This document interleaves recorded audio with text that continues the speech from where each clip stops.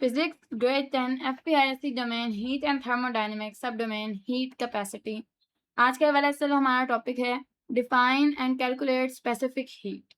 Specific heat is equal to specific heat capacity. सबसे पहले इसकी डेफिनेशन को देखते हैं.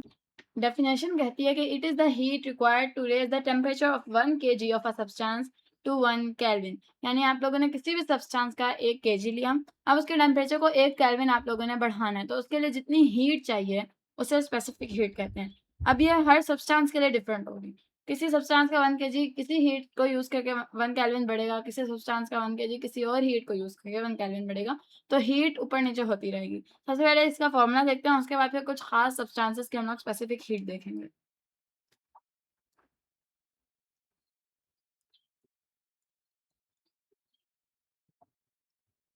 तो स्पेसिफिक हीट का जो फॉर्मूला है वो है C is equal to delta Q divided by M delta T.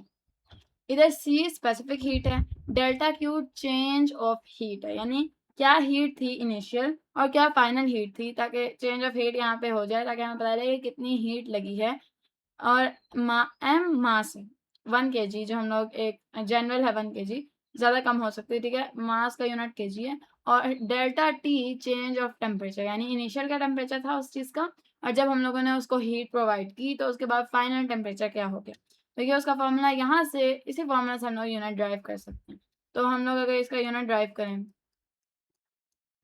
सबसे यूनिट ड्राइव करने का तरीका होता है कि सबसे पहले आप लोगों ने सी का अगर यूनिट हम लोग देख रहे हैं, यानी स्पेसिफिक हीट का यूनिट है, तो इधर से आप लोगों ने देखना शुरू करना है कि डेल्टा क्यू का क्या यूनिट है, यानी हीट का क्या यूनिट. तो हम लोग 9th में पढ़ के आए हैं, हीट का यूनिट होता है जाउल्स, ठीक है. उसके बाद एम मास है, मास का यूनिट होता है केजी. और डेल्टा टी टेम्परेचर, टेम्परेचर का ऐसा यूनिट केल्विन है, इधर डिग्री सेंटीग्रेड भी आ सकता है, ठीक है. तो केल्विन या फिर डिग्री सेंटीग्रेड या फिर डिग्री सेंटीग्रेड, हम और कॉमन यही यूज होता है, ठीक है, डिग्री सेंटीग्रेड. और क्यों ये दोनों रिप्लेसेबल हैं, ये आप लोगों को बताती हूँ. हम लोग 8th क्लास में पढ़ के आए थे कि 273 kelvin is equal to 0 degree centigrade. लेकिन ये जो दोनों स्केल्स हैं, इनकी जो ग्रेडिंग है, उनके बीच में स्पेसिंग सेम है, यानी 274 केल्विन होगा तो यहाँ पे 1 डिग्री सेंटीग्रेड हो चुका होगा.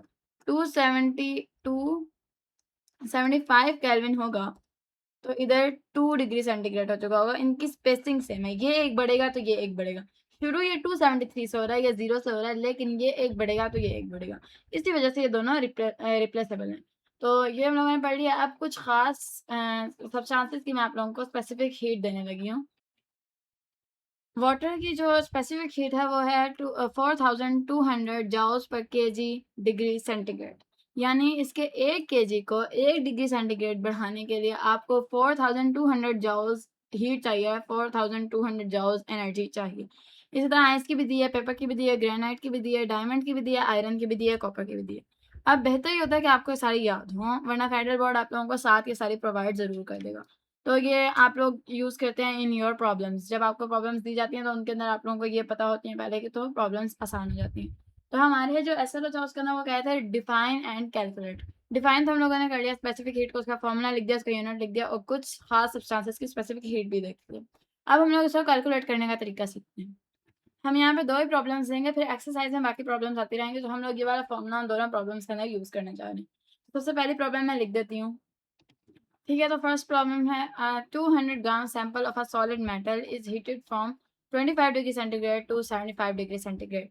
यानी जब हम लोगों ने उसे हीट नहीं किया था तो उसकी इनिशियल जो टेम्परेचर था वो उसका 25 डिग्री सेंटीग्रेड था, और जब हम लोगों ने उसे हीट कर दिया तो 75 डिग्री सेंटीग्रेड तक वो पहुंच गया. और जो लोगों ने सैंपल लिया है वो 200 ग्राम है. अब हमें जो इस मेटल को जो रेज करने के लिए एनर्जी चाहिए थी वो 3500 जाउल्स है.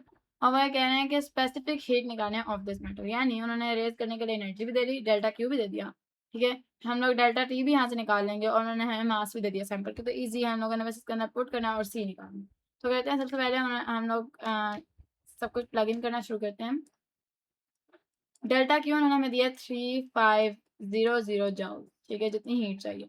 मास उन्होंने हमें दिया 200 ग्राम, लेकिन क्योंकि हमारा जो यूनिट है वो केजी में जाता है, तो हम लोग 200 ग्राम को केजी में कन्वर्ट करेंगे, दैट इज 0.2 kg. और यहाँ पे हम लोग अब निकालने लगे हैं अपनी चेंज ऑफ टेम्परेचर। तो वो मैं इस साइड निकाल लेती हूँ, चेंज ऑफ टेम्परेचर यानी डेल्टा टी की। तो वो आएगा 75 minus 25 degree centigrade, that is equal to 50 degree centigrade. तो यहाँ पे हम लोग लिखेंगे 50 डिग्री सेंटीग्रेड, और इसको कैलकुलेट करने के बाद हमारे पास आंसर आ जाएगा 350 जाउल्स पर केजी। 350 जाउल्स पर केजी केल्विन या पर केजी डिग्री सेंटीग्रेड। तो एक्चुअली में जो मसला है वो ये है कि क्योंकि ऐसा यूनिट केल्विन है तो हम लोग इन आवर आंसर केल्विन लगाएं तो ज़्यादा बेहतर है, लेकिन डिग्री सेंटीग्रेड से भी चलेगा। तो मैंने यहाँ पे केल्विन ही लगा दिया, आप डिग्री सेंटीग्रेड से भी काम चला सकते हैं। मैं दूसरी प्रॉब्लम देती हूँ। तो वीडियो को पॉज करके अगर आप लोग खुद भी इसको सॉल्व करके देखना चाहते हैं तो आप लोग ईजी हैं इसके लिए। तो हम लोग इधर देखते हैं, उन्होंने हमें सबसे पहले इसके अंदर मास दी हुई है ½ kg। ठीक है, उसके बाद उन्होंने हमें इसका स्पेसिफिक हीट दी हुई है एलुमिनियम की 900। इसके अंदर उन्होंने सवाल थोड़ा सा हमें घुमा के दिया 900 जाउल्स पर केजी केल्विन। और उसके बाद हम लोग चेंज ऑफ टेम्परेचर निकाल सकते हैं। Change of temperature is equal to 100 minus 25 degree centigrade. इसका आंसर आ जाना हमारे पास 75 डिग्री सेंटीग्रेड या 75 केल्विन। मैं बता रही हूँ ऐसा यूनिट केल्विन है तो हम लोग इस सवाल के अंदर केल्विन ही यूज़ करने जा रहे हैं। उन्होंने हमसे बोला है कि हीट कितनी एब्जॉर्ब की है एल्यूमिनियम में। तो असल में वो हमसे पूछ रहे हैं कि डेल्टा क्यू निकाल। ठीक है, जब फॉर्मूला हो तो आसान है। फॉर्मूला हमें याद है, C is equal to delta Q divided by M delta T. सब कुछ प्लग करें इसके अंदर। तो उन्होंने हमें C दिया है 900, डेल्टा क्यू हमने निकालना है, एम दिया हुआ है ½ kg, change of temperature 75 kg और सॉरी 75 केल्विन। और उसके बाद हम लोग 900 multiply by half multiply by 75 is equal to delta Q निकालना है। और डेल्टा क्यू है हमारे पास कैलकुलेट करने के बाद 33.75 किलो जाउल्स। ठीक है, ये हमारे पास आंसर आ चुका है इस सवाल का। तो हम लोग इस एसएलओ को लॉक करने के लिए एक और प्रॉब्लम पे भी नज़र डाल देते हैं। अच्छा, तो ये एक और आ जाता है हमारा सवाल। इसके अंदर उन्होंने असल में हमें चाय पानी के अंदर फंसा दिया, इधर चाय रख दिया, आगे पानी में बोल दिया। तो असल में चाय के अंदर भी पानी है ना, तो हम यहाँ चाय पानी के अंदर नहीं फंसने लगे, हम बस सारा डाटा यहाँ से कलेक्ट करने के बाद हम उसे फॉर्मूलाज के अंदर पुट करेंगे। तो उन्होंने हमें मास दी है 300 ग्राम्स। उसके बाद वो हमें इनिशियल टेम्परेचर देते हैं 7 डिग्री सेंटीग्रेड, और वो कहते हैं कि फाइनल टेम्परेचर जहाँ उसने पहुँचना है वो है 100 डिग्री सेंटीग्रेड। और चूंकि वाटर है, हमें इसके पहले पता, उन्होंने दे भी दिया दोबारा स्पेसिफिक हीट कैपेसिटी।